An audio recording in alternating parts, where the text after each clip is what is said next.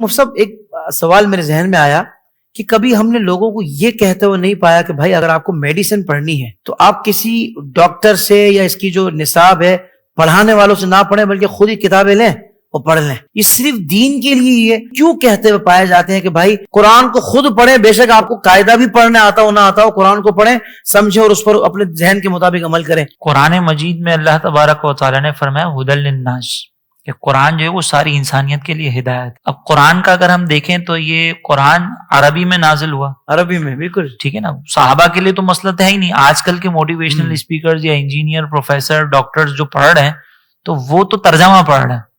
کسی نے ترجمہ کیا اس کو پڑھ رہے, اس سے نتیجہ نکالا. صحابہ تو ڈائریکٹ قرآن سمجھ سکتے تھے. اللہ تبارک و تعالیٰ نے اس کے باوجود نبی کریم علیہ الصلوۃ والسلام کے بارے میں فرمایا یعلمہم الکتاب والحکمہ, کہ اس نبی کی شان یہ ہے کہ ان کو کتاب اور حکمت سکھاتے ہیں. تو وہ جو صحابہ نے سکھایا اس طرز عمل کو دیکھیں نا کہ صحابہ نے سرکار علیہ السلام سے سیکھا ہے, خود سے نتیجہ نہیں نکالا.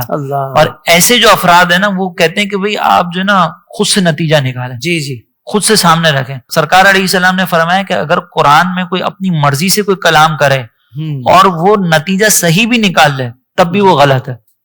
کیوں؟ کیونکہ آج اس نے صحیح نتیجہ نکالا ہے, کل وہ غلط نکالے گا. پلس مائنس آپ کو بھی کرنا آتا ہے, مجھے بھی آتا ہے.